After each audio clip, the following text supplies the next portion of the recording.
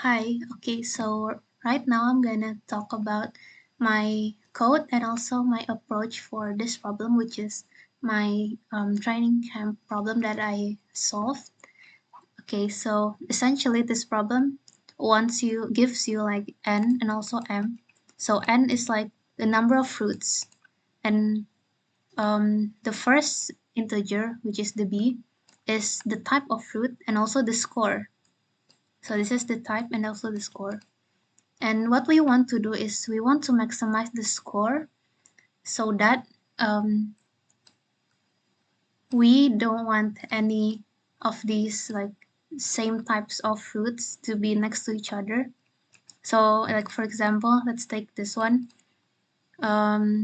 We can take the first and like remove the rest because well it's the same type, so it's you cannot do that. So I have to remove all of this and we'll be left with only this. Or like for example this one, um, you can remove the first one, well because it's negative, so yeah, it's giving a minus to your score. But you cannot remove the fourth one because if you remove the fourth one, then um, the third type is next to each other and you cannot do that. So for this one, we can take the second until the fifth fruit. So the total score will be 4 plus 5 plus minus 1 and plus 2, which is 10. Okay, so yeah, my approach for this problem is just simply dynamic programming. But what I like about this problem is not that I can solve it easily, but I have like some attempts, if you can see right here. So this is the problem S01B. So I did like a lot of submission for this one, and then I eventually got accepted for this problem. So for my first approach, I did a dynamic programming approach.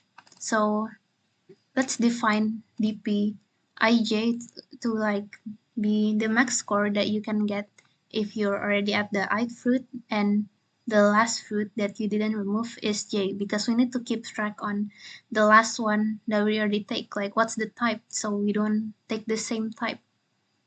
And yeah, this is my code, but unfortunately you can see that the constraint for this is pretty high. So if I like did two states of DP, it will get time limit. So, but I'll still try it anyways because there is subtasks and I want to try to get some points before actually uh, heading on to the correct solution. So yeah, this is what I did initially, but then I saw something like, oh, I don't really need this second state anyways.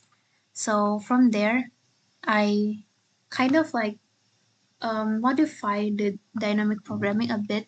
So instead of keeping it in a memory, we can just for loop it, and then it will technically do the same thing. So the new definition of the DP will be this. So DPI is the maximum score that you can get if you're already at the ith fruit.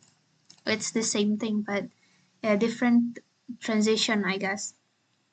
So from here, well, unfortunately, I still got time limit, as you can see here, because again, even though the memory is not n squared, the for loop is O n squared, so it's still gonna get time limit.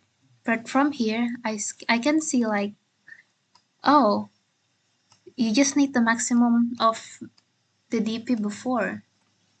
And from there, I remember that I've learned this technique called segment tree.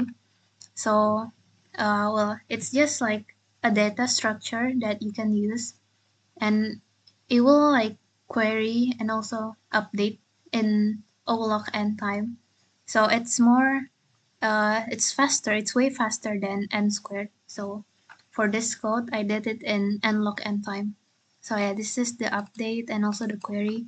The segment tree saves the maximum of the previous dynamic programming, and yeah, I'm very proud of this because it's like it shows that I did it step by step instead of like leading to the actual solution. I did it like step by step, and like from here, oh, I can see this.